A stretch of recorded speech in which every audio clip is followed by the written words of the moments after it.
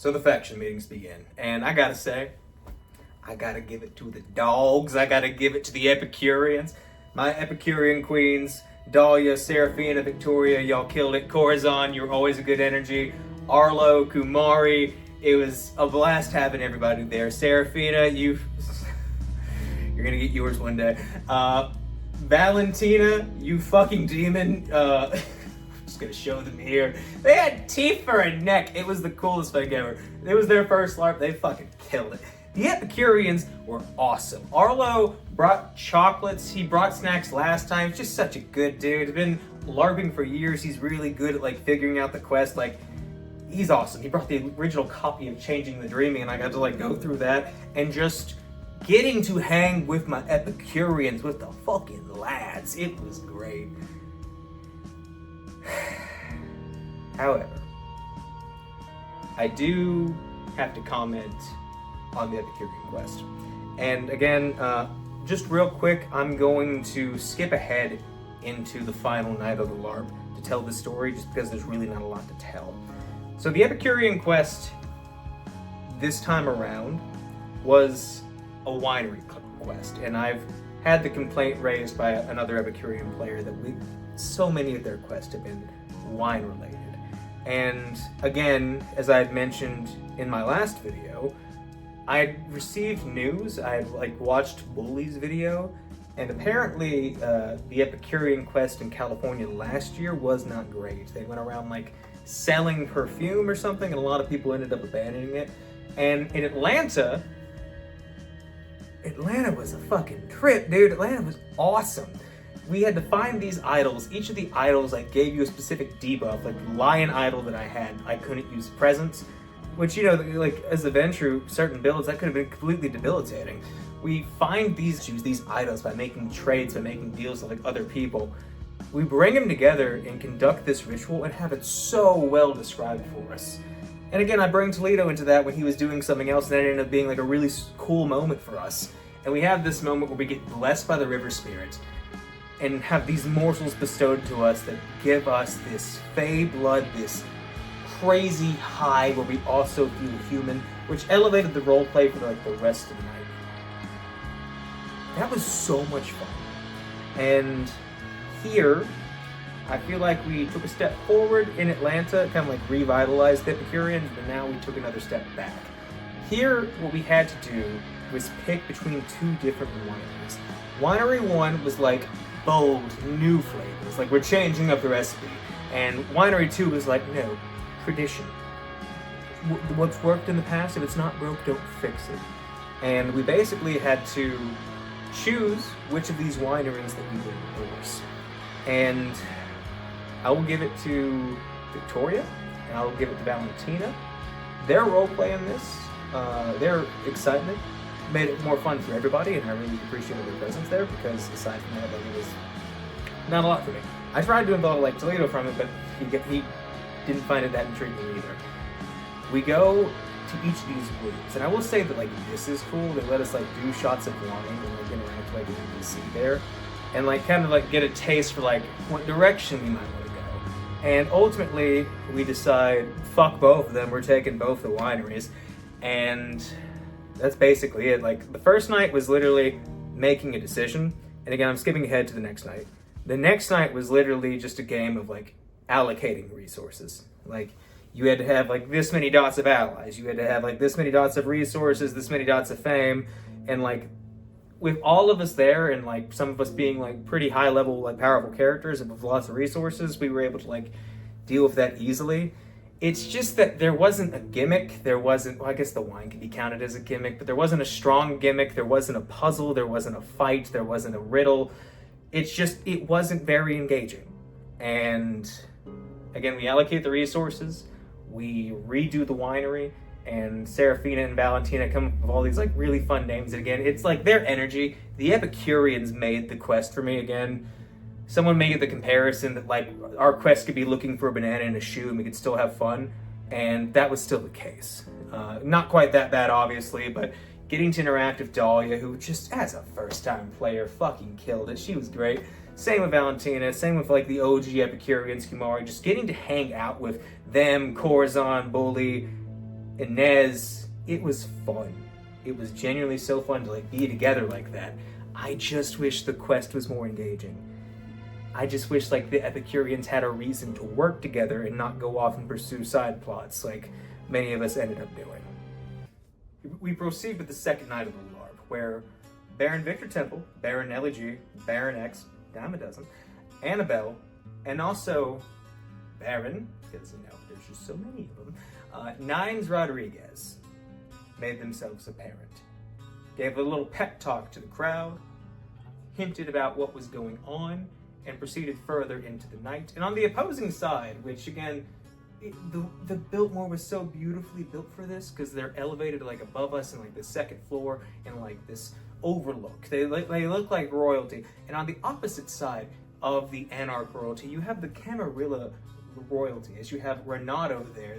I don't know if he was a representative of Justicar or if he was a Justicar, but Renato was there, and he had the famous kindred Calibros with him, portrayed by Mark Meer. And if you are a fan of Mark Meer, you know that he is real big into like the costume horror, into like he has been like a Gith Yankee, a Lich, like a bunch of cool stuff like the Black Dice Society. And he portrayed Calibros and just was one of the gnarliest looking Nosferatus you'd ever see. So cool. But they both give their little spiels about what's going on for the night, and we proceed into the evening. Oh, and I forgot to mention that there's another NPC there, Garrett, who I think you would know best from LA by Night as Bert. I'm not sure if he was playing the same character. I know that he was playing a Tremere for both of them, or if like his name was different than I thought. But he's from that wonderful scene of where Vannevar has dementation from Jeanette, and he's just like using summon, "Come to me, Bert. Come to me, Bert." It was funny. And he was there. I think his name is Ivan, but he freaking killed it. But the second night of the LARP continues. And again, a main thing going on is the quest of Nelly G and her Kindred reality TV show. I know Toledo got involved with that in a strong capacity, as did Safast and some others. I did not. There was a moment that came the next night where I was involved, as I had mentioned previously, but we'll get there when we get there. My goal for the night is as the savior of the Malkavian race, as the savior of the Malkavian people, the Clan of the Moon's hero, their Ventru king. By the way, when I said savior of the race and Xander heard me the first time, he died laughing and I loved it. It was wonderful. But as the hero of their people, I had to do what was best and save X. From himself mostly, because he was being a little chicken shit about it. The entire time he was being flighty and like denying that it was him, and still like going back on that. And we eventually learn that he used to get a serum to fight back against this Methuselah's first, and he got it from this doctor that he just called Med Spa. And this is where it gets confusing. This is where my main gripe of like my main gripe of all of like Los Angeles and like all that like kind of comes to fruition. For this quest, you basically had all of the Setites, all the Malkavians, all like the like blood sorcery and thin blood alchemy people, myself, and just a bunch of strays, all pursuing this quest.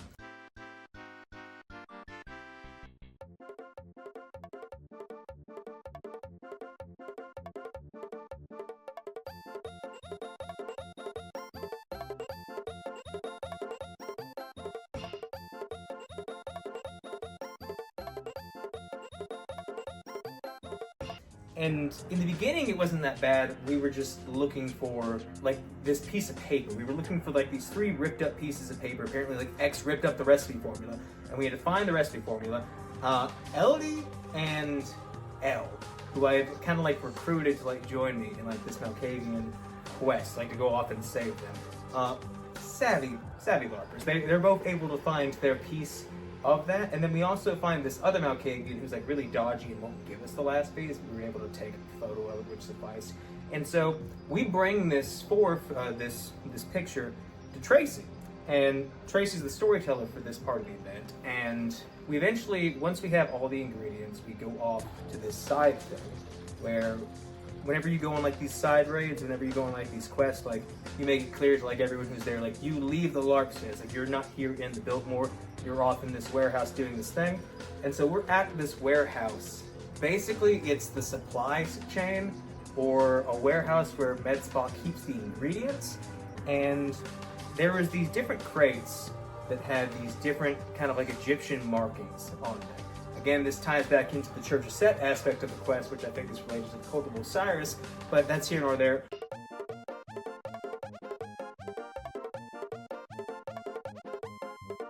We proceed forward with that, and again, all the Malkavians, all the Setites, a bunch of Wanderers, a bunch of Blood Sorcerers. It was like 35 people, maybe more, just all around this one small table. And it was so crowded, like to the point that like I felt like kind of bad for Tracy. Not because she couldn't handle herself, she did amazing. But just, I know as a brand new storyteller, I wouldn't want to have been put in that position. It works out. We are able to, I don't know if it really works out. Like the best way I can describe it is there was too many cooks in the kitchen. I think Elodie, Elle, Kieran, and like one other person, like 4 people of the 35, like contributed to like the actual puzzle. Lucius got to do his thing. There was a Nosferatu like guarding the warehouse, and I bribed him to leave basically, and that was dealt with. That was my contribution to that. But yeah, it didn't need to be that many people, but I get what they were going for. Especially like that was made more clear the next night of the LARP because they wanted a full-on boss raid. We'll get into that on the next night, but it was just too many cooks in the kitchen. It like distracted from the experience, and the pursuit of the Malks ended up being like my main thing that I was doing for night 2. And there was just so many people involved and so many broken up parts that it wasn't very enjoyable. At least that section wasn't for me. I think it was made up for definitely the night after, but this like the second night, this kind of like middle ground where you're supposed to like have like your rising action, it just wasn't as fun as I wanted it to be. It wasn't what I was hoping for. The best way that I can describe it, and I even spoke to like some of the people about this, is that Atlanta was an action RPG. It was Dragon Age, it was Baldur's Gate, it was, you were in a team and the things that you did on that team were impactful and it changed the world around you. This was an MMO, and that was even reflected, this is hearsay, I think some of the NPCs had to approach everyone that approached them with basically the guise that they're not being updated. In Atlanta, the NPCs were dynamic. They like changed with the story, but here I think they had to like return to sender and return to a base just because there were so many people. But because they did that, you ended up in these scenarios where you had like this one NPC and you had like 15 people like standing around waiting to talk to them, literally just like an MMO. And do not mistake me. I love this community. I love this game. I wouldn't make content for this at all if I didn't want more people showing up. I want more people to get involved in this. I want this community to thrive and have a good time. However, it gets to a point when you have too many cooks in the kitchen, when you have so many people in doing one thing, that detracts from the experience. I personally think the way to solve this would be with more salons, more clan quests, or more like faction quests. Just something to like keep small groups focused. There's a way that you can do this where you focus it into a small group without sacrificing the overall socialization aspect. There is a happy middle ground to be found there, and I am confident that they will find this. I just think that a sentiment that was shared by others is that that quest was a lot. We didn't feel like we accomplished much that evening. It was a bit of a downer. But the roleplay was great. I got to see my lovely Darlene. We got to exchange gifts and exchange embraces. I gave her a Banu Hakim necklace, which fell right next to her thin blood symbol, and she was super grateful. She gave me wonderful gifts as well. She gave me a wooden stake that if you pierce someone anywhere, it would always find their heart. And at one point, she offered me this thin blood recipe, which made you immune to staking, but honey, that already don't work. That was fun. I got a good reaction from her. The role play that night, especially with like Elodie and Elle, and us getting to have that like buddy cop thing where I'm like, you're my acting seneschal, and like you're the harpy, and let's go. Working with them was the highlight of that for me. But again, not a lot more happens. Had the Epicurean quest that night, which was a bit of a letdown. Then had the overcrowded mount quest, which was a little bit of a letdown. Which, by the way, after we had that situation with the too many cooks in the kitchen, after we like came together, and those people, that small group of people, which again, thank you guys did all the work, solved the puzzle, and we basically were able to, using Lucius's resources and Ellis Haven, put all the supplies there and put them in like Ellis Haven and secure them and actually form the proper serum. But there was more to it. We needed to find a key card in some of X's blood, and there was some of X's blood circulating, and I didn't like quite realize that. And this is probably the coolest moment of like this night for me. Like this was like the win that I got, and it technically shouldn't have been able to happen, but these things happen when you're on the floor. Like sometimes people roll with the punches, sometimes people go a little outside of the rules. This definitely felt like really cool, but it came up again later and I didn't get to repeat that feat. Anyway, X's blood is in the win. We need X's blood for this magic ritual to open the door into the actual med spa. And apparently I missed out. There was apparently a med spa, like actual facility that you could go into with like a little bit of like a escape room or like an obstacle course, something like that. And I missed that. And like, where was that? I wish I got to experience that night. I really did. But I go up to X. He's being flighty, he's being dodgy, he's being cagey. I let him know like, hey dude, we have the serum. We have everything that we need. I just need your blood so we can find this and proceed forward and get into the med spa. And he won't do it. And the way am I going to get hit was like the comical highlight of the event for me in Atlanta. This was the comical highlight for me in terms of like all of Los Angeles. I go up to X and I just say, give me your blood, as I use Dominate on him. And this was so intense. We throw chops and we tie 4 different times. Now, in the official rules of the game, which again, we were caught up in the moment, we were just having fun, rule of cool. Once you throw chops, you're supposed to compare stats. X is I think a fucking 7th gen if he's Jeanette's childer. So he probably would have had me beat there, honestly, but I eventually win on the 4th one. After tying multiple times, I finally win, and like scoffs off like he's giving me blood and he's angry about it, and he just goes, "You will never come to Santa Monica again." And I just go, rationalize, you think that was your idea? You will come to Santa Monica tomorrow and ride the Ferris wheel, goddammit! That was so funny. That was just such a wonderful moment. That honestly like made up for anything else that happened that night. The Epicurean quest was boring, or if like we got overwhelmed and just overpopulated in the med spa puzzle, that made the night for me. That was cool. And then just the other role play interactions that I got to have, I still had fun. Again, I just think moving forward in the future, we might need to move more towards small groups, but again, maybe you guys know something that I don't know, maybe I'm wrong here. Either way, that was just my interpretation of the experience, and others shared that sentiment. And then, when all is said and done, after having fun with LNLD and the Epicureans, and having everything that went down, the night comes to a close. And we begin a party at the Succubus Club. Now, this was awesome. Again, Tracy was a storyteller there, Miss Magitech. I've been a fan of hers for a while. She killed it as a storyteller. But Tracy, obviously, for a lot of people there, anyone that went to Atlanta, is most iconic for portraying Victoria Ash. She fucking kills it every single time. There was a fun side quest that my friend Clyde participated in, where you were actually like looking for her like new album that got released and like thrown into like the LARP, and if you found them all, you got a prize or something. I'm not actually sure, but they had Miss Magitech replies her role as Victoria Ash and give a welcome to the Succubus Club, which was just so cool. And all the merriment, all the dancing, all the fun that I was thinking was missing at like the Seraphim Club, it was all here. It was all here, baby. It was right there in the Succubus Club, just waiting to be seen. Everyone had a blast. We were just out there dancing. We danced the fucking night away.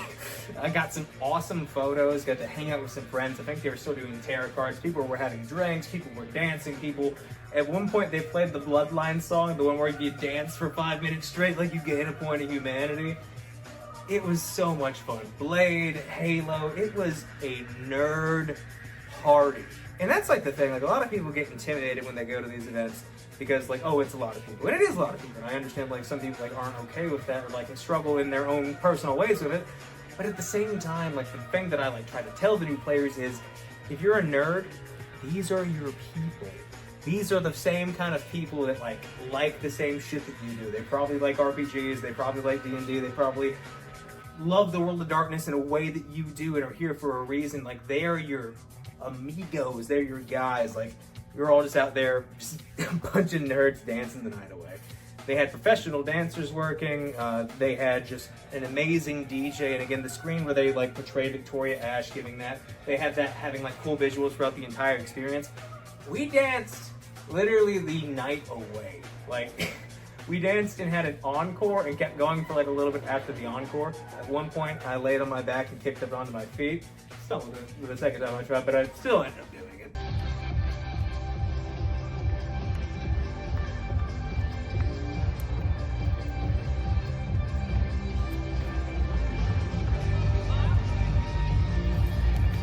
It was a blast. It genuinely was. It was so much fun. But that brings us to Sunday, the final day of the work.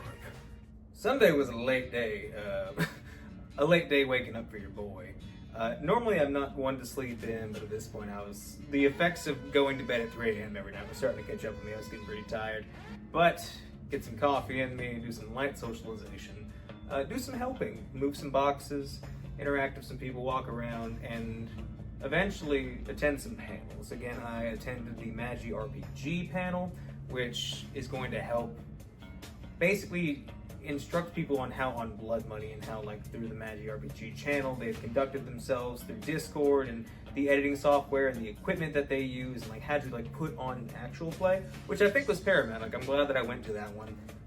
Apparently there was one for influencers and I missed that one, but that's on me. But it was great to be there because I really want to get into more actual plays. I love storytelling. I love the one shot that we had for the Nashville Barony. I want to do more in the future, and hopefully maybe show some people some World of Darkness splats they haven't had the chance to play. Look at you, Werewolf. Look at you, Mage. Some stories might be coming your way, gang. But anyway, that panel was great. I stayed for the next panel with a friend where we went over some of the books that will be coming out, and it wasn't actually mentioned here. I think it was mentioned at Vamps and Vino. I'm not 100% sure because I missed most of Vamps and Vino. But at one point, 6th edition was announced.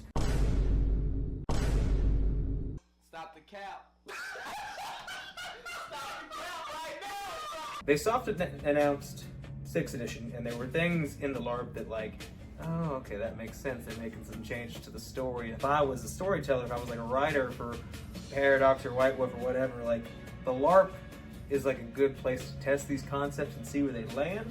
And I think we got a little bit of that this weekend. There's apparently going to be, it's a love letter to the storyteller system. There's going to be some popular changes being made.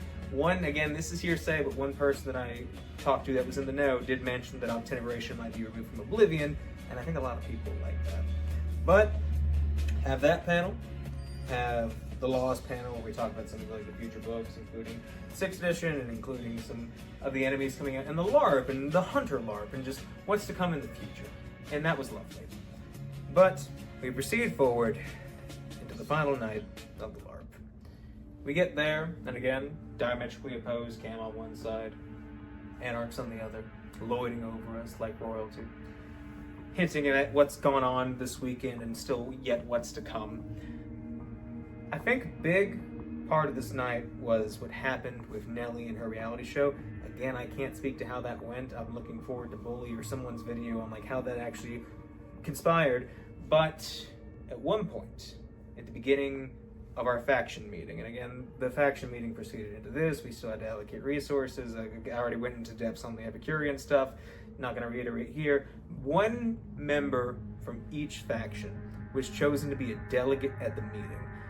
As I had mentioned earlier, as Victor Temple had mentioned earlier, an attack from the SI was imminent. And we were all called, one member of each faction, to come together and essentially pick a territory, a domain, to be sacrificed.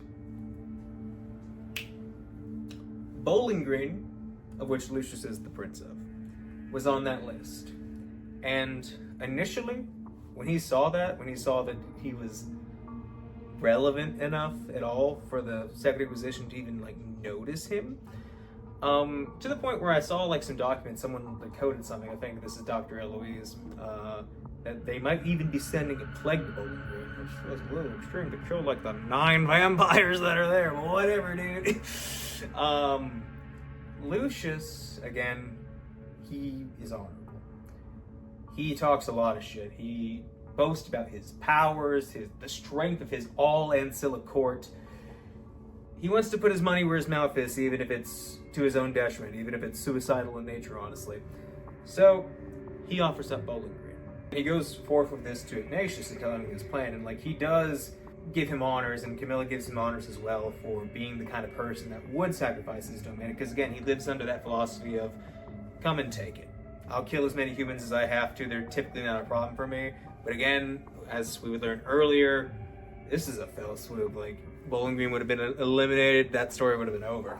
We proceed to the rest of the evening. Again, certain people were selected for these delegations, and that was on the table. But until then, we had other stuff to do. I had to save X. And so, at this point, we kind of learned, like, why there was too many cooks in the kitchen, like, why so many people were involved with this. I think that was the intention.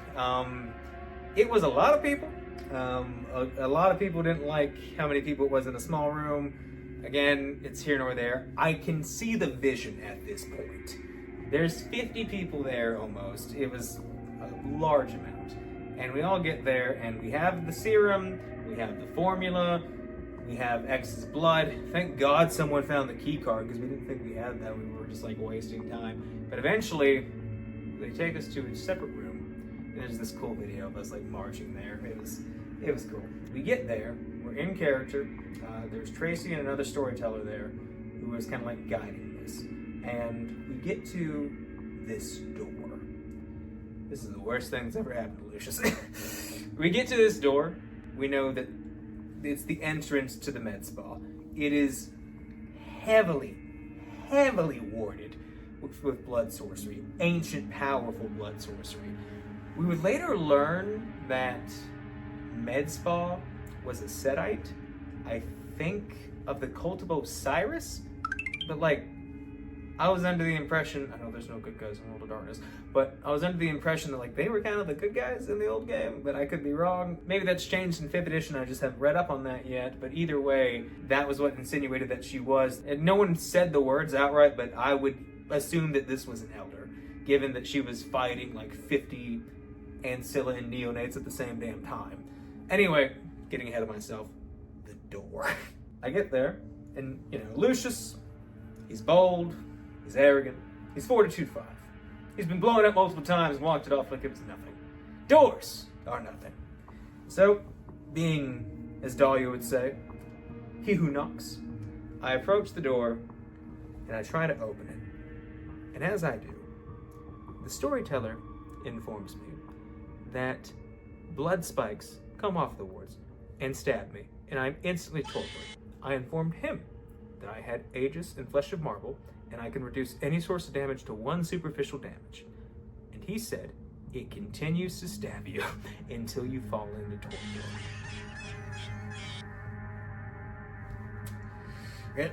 No chops, just fuck my entire build. Alright, fuck it. At that point, it became very clear. This was meant to be a raid. This was meant to be an MMO raid. That's why there were so many people. And that was made very apparent as well, because it wasn't just me. People forget this part, but Sebastian LaForce, an Malkavian prince that was there, and a couple other blood sorcerers came together to like try to dispel some of the wars, use some of their arcane prowess to deal and move past this. Instantly from the door, those blood tendrils came off the door and stabbed like the 12 blood sorcerers that were helping with this. People were dropping like damn flies. But eventually we get the door open, and luckily there's some thin bloods, there's some Valorant uses there. They get Lucius up and he rouses the blood, and I'm able to get back to like 3 or 4 health. And we get in there, and I gotta say, again, I think this made up for the second night. Didn't have the most fun on the second night, but you walk in there and they got the lighting. They got this girl in there playing med spa, acting her damn ass off, like just killing it, throwing insults and curses at us, telling it like how we're gonna like fail X and like let him die. And he's in there in the room with us, and as she's doing this, she takes on what I assume is like a horrid form, but I personally, if I was like to just judge it as my broad World of Darkness knowledge, like she took a Typhon form, as she had these 2 other people working these giant snake puppets that were coming out of her back in some fucked up Hydra scenario. Battle breaks out. It's rough. There's a lot going on. It's myself and a couple other people with Potence and a couple other people. I took my Horde form. Some people were taking their Xavier forms. Some people were taking their Beast forms. People were throwing blood magic and backing us up with bullets. We were throwing hands left and right, chops left and right. It was brutal. If you didn't have Stand Against the Tide or Unyielding, I don't know what it's called in laws, but if you didn't have that, you were instantly knocked back. Just me and one other dude that had that, so we stayed up there in the front until more waves had to come in. More waves got taken out. And again, just got to demonstrate the power of the Elder, which really did influence Lucius's story moving forward. Just seeing in action, it's been a long time, just how terrifying the Elders are and how thankful he needs to be that they're gone so he can fulfill the role that he's currently in. But we see this, we fight this, chops are thrown. It eventually ends with a young Ventru beating Medspa to death with an hourglass made from the ashes of his ancestors, which is super cool. And hey, I helped in the raid. I helped pay off the guy. I helped get the serum. I dominated X.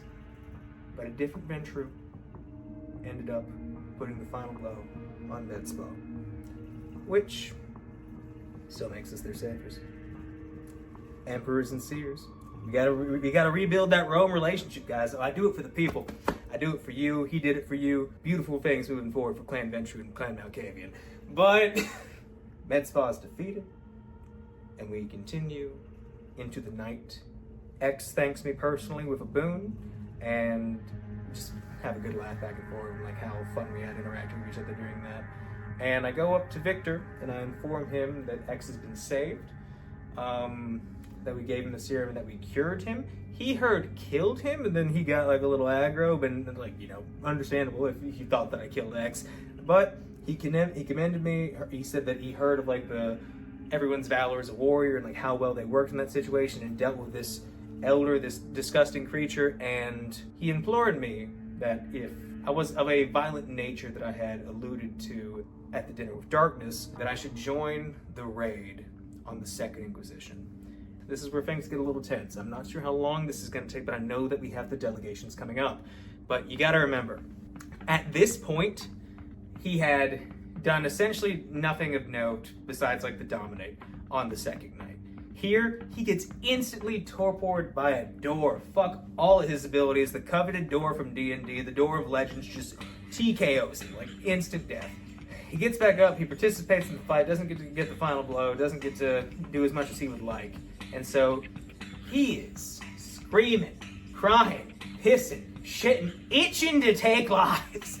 He is ready, he wants to throw down, he needs to prove himself. He came to Los Angeles to show Ventru excellence. He came to Los Angeles to defeat any problem in his way, and he needed to do that. So we go on this raid, this large SI facility, this large like government warehouse. And I was a member of the distraction team.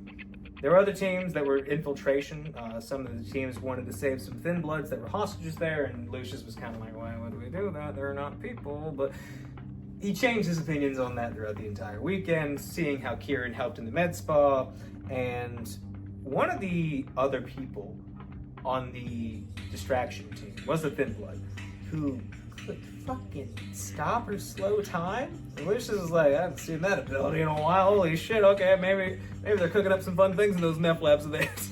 But I go in with the distraction team. I know Sefaster is like in one of the teams. Jamie's there too. We got a good little crowd there, but it's a small, intimate group, and again, that's where I end up having the most fun. The role play there in those small groups means so much more. Your choices mean so much more because you have more agency. And we go in there, and I walk straight up to the door and just open it this time because fuck doors, I would not be bested again. Guys, it's not DE if I don't get blown up. Lucius got blown up, but he actually got to use Aegis and Flesh of Marble to ignore it. He took 1 superficial damage from that. Anyone who didn't have celerity that was behind him took much more. But we proceed into the actual building, and he just starts to smile and laugh as SI agents begin pointing their weapons at them and bringing the attack, as Lucius takes his horde form and says, now it's time to do the devil's work, as he becomes full-on biblically accurate. Lucius, the Ventru Protean user, atypical for a Ventru.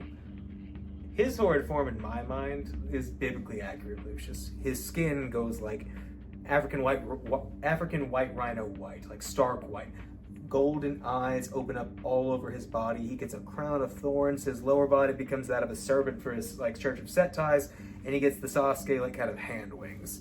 Immediately pulls his fucking spine out of his back, slides up the wall, and stabs 2 of the SI agents to death. One of them like throws a grenade. Flesh and Marble Aegis doesn't do anything.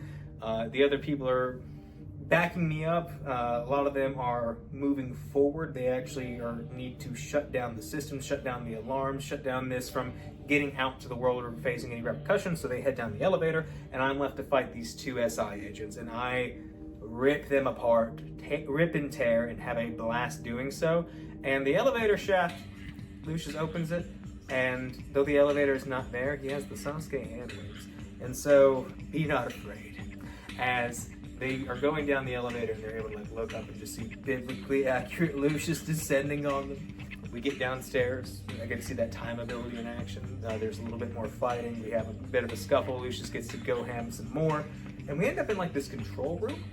And at one point, all the doors shut in the control room. And this acidic gas comes in through all the ventilation systems and just starts burning us. Like this gas is just eating at this red mist. And Lucius is tanking it like the best he can with, again, Flesh and Marble and Aegis. Like other people though are starting to hurt at this point, and we reconvene with some other members of the group. They're able to like find their way in, and they try shooting the computer. They try doing everything they can to like shut it down. It's just not happening. Lucius is trying to punch the door open. He's not going to let people die this way, but working together, we all eventually are able to find a way out of this. We shut down the system to the best they can. I think they saved the Thin Bloods, and it was alluded to that Lucius got to keep doing his thing to the other SI people there. And I will say, Lucius needs to find whoever like consulted Victor for his ghoul, because he's just an accountant, but apparently he's former SI, as he did a kickflip off a wall and decapitated 2 motherfuckers with a chain. It was so cool. That storyteller, he portrayed Victor's accountant. He apparently was a bigger deal at the last LA event. He did great. They also had the actors from Med Spa there. Those 2 just functioning as storytellers in a small group setting. I was so happy to be there. A little too happy to be there. To the point that I missed the delegation meeting. And this was important. Like, Mercy showed up and tried to warn me, and I really appreciate her for that. But I was off site. There's nothing I could do. They just went a little longer than I expected. I didn't get to go, but I got to do my thing. I got to be violent, take lives, roll heads, do the things that Lucius said that he wanted to do. And it was awesome. But what made it even better is the person that replaced me for the Epicureans. Delilah, the Epicurean, the Toreador Prince of Charlotte, North Carolina, who I had spoken to in Maquette's Atlantic video, and who is just in and out of character, sweetheart. Like, she's just so much fun to interact with. She had like she had the best hats. She had like this in-character voice that was just so charming. She was an absolute delight to be around. And she took my place for the Epicureans. And you couldn't tell because her performance, she was just one of those. As a first-time player, she got to be at the delegations meeting and had such an involved stance to the point where Nelly G even commented later that she made a good rival in that moment. I feel like through this, like not making it a thing and like having her do this, it wasn't me enabling it, but I got that taste, I got that little essence of that fourth stage Larva where I wasn't made the biggest deal, where I was put on the pedestal and I was able to enable, or at least aid in a situation that enabled a player to have their moment. And especially for a first time player, I'm so glad they had that experience. I'm very happy the way it worked out. The third night really made up for the boringness or the flaws or the complications of the second night. And I had an absolute blast. But at that point, the delegation meetings came to an end, and many cities were proposed. Chicago, Philadelphia, Bowling Green, a few more. However, it ended up being San Francisco, an Anarch territory within the Anarch Free State of California, put on the chopping block. We were informed there would be almost no survivors. Some other kindred tried in vain and tried to get Lucius and Darlene to participate in saving some of these people. Maybe they did, maybe they didn't. I'm not sure how that went, but we know they got slaughtered. We wanted it to be LA. And the reason why we wanted it to be LA, and Ignatius had this vision and had like the foresight to like see this and tell Lucius, and he went forward and telling people like this is what he was going to vote for. He's going to follow in Ignatius's guidance on this one, as he suggested that when the Camarilla lost London, when we lost Vienna, the playing field became unlevel. If we brought up California, we take away the Anarch Free State by cutting it at its core. That playing field would have been made even once again. We didn't get LA, but we got the second best thing, damn it. We got San Francisco. Hundreds were slaughtered. Again, no survivors. But what it led to for me, I hadn't had the opportunity, just didn't have it organically, to talk to Nines Rodriguez all weekend. This wizened, older Bruja, Baron, and warrior of legend. I spoke to him very briefly, and the one scene that we had together was super powerful. I laid out for him the fact that with San Francisco gone, that the game we've been playing, it's become a lot more fair. We're back on an even playing field. The tides of battle are changing. And we both spoke upon how the sides don't really matter, because at the end of the day, with the second Inquisition and everything at their disposal, it's us against them. Adapt or die, united we stand, divided we fall. The Civil War officer in Lucius believes that full-heartedly. And Knights, he shared that sentiment that we have to come together, that the sects don't matter, that we have to come together to stop the SI. And there was that moment at the end where we were like happy, we had like some solidarity that like there's still leaders like us that can believe this. There's still leaders like us that can see beyond the horizon, look towards the future. But at the same time, leaders like us, me and him, are in the process of getting beckoned. Now, I'm not sure if that's the direction it will end up going with Lucius, or what's possibly on the table going forward with the cruise, or what other misadventures may be along the way, but I'm trying to play a different character by Chicago. And maybe through the beckoning, maybe through some grander things, retire Lucius and play a bit more of a face, just a more uplifting character than my current antagonistic self. But that's on the horizon. I had that falling conversation with Nines. I got to have some soft moments of respite with Darlene. And there's that brief moment where you know it's almost over. It's like Thanos watching the sunset on a grateful universe. Knowing how everyone affected the story, knowing what fun was had, and knowing that it's over. All hitting you at once. After that, we had another night of karaoke, and we wrap it up. The next morning, they had the meeting where we all come together and like give thanks. Like they thank us for our participation in the event. An elder member of the community who's absolutely wonderful. She grades our behavior for the event. Again, I really got to give it to this company. You look glorious right now, by the way. I got to give it to this company. They take problems that come up pretty seriously. They mention when things don't go the way they originally planned, or if something was uncomfortable or unwarranted or unwanted, and they address it. I don't recall what happened here. It wasn't memorable enough to like gauge me, so it was nothing like too dramatic, but they addressed it. We gave thanks. I thanked the people for the Giovanni dinner. I thanked some of the players that I interacted with. It was wonderful. After the ceremony, we said our goodbyes. A couple of us went to an after party bar, and it was good to be there. Actually got to talk shop with a few people. Got to meet some new people, and just got to have that like last little moment with everybody before everybody started heading out. And I already miss my friends so much. I'm gonna get like sappy for like 2 seconds here. A lot of people forget that humans are social creatures, that we are social animals, and just being in a like-minded community like this of people who have the same niche hobbies as you and want to have a good time, just being with those people and interacting with people, like I felt like I was living life the way it was meant to be lived. Just having that community, like Sedated helped me put it into words. She shared the same sentiment that before DE, I didn't really have like a community. I wasn't involved in Discord in any capacity besides like my tabletop groups. I didn't have anyone to like share my niche hobbies with, and this gave me all that and more.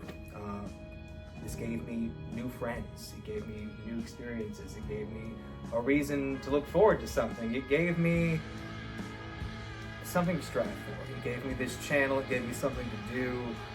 I am very blessed to have the experiences that I've had and have the people that I have from this. It's awesome. And despite the flaws that came with this weekend, again, like the crowdedness, like the less accommodations, just the sheer number of people and like how that like affected everything, some unsatisfying plots of like the Epicureans and some other things not landing. Despite that, so it's a pothole. It's a bump in the road on what was otherwise just an amazing journey. I will say I gave Atlanta like a 9.9. I gotta give this an 8.9999999, like so close. It just, for me, I preferred Atlanta for the smaller crowd and the more intimate, more agency-based roleplay. But I get the appeal of this. I get that these events are going to be like this moving forward if it becomes more popular, and I want it to become more popular. But we might just need to move, again, forward into small groups or figure out a healthy way to incorporate it. But again, I'm not an expert in all this stuff, so I could be wrong, and they could just come up with their own solution. Either way, I don't think it's that big a problem, and I think it's gonna work out fine. This was a wonderful experience. I was so happy to see my friends again. And I gotta say, 2 events in, it's still not weird. No one made me uncomfortable. No one made me had a bad time. No one got creepy. No one was too much of an edgelord. I just had a blast. I had, from Tuesday to Monday, almost a week of playing pretend and partying with a bunch of nerds. And that's all I wanted to do. So, for everyone in this community, for the Darkness Emergent team, for everything that you guys put into this production, for everything, all the work and the hours that you put into this, the storytellers, everyone who out there that participated with me on the floor and interacted with me in any meaningful way, I appreciate you. I had a blast. It's still not weird. Hopefully you'll see me on the cruise. Hopefully you'll see me in Chicago. I love this community, and I'm happy to be here.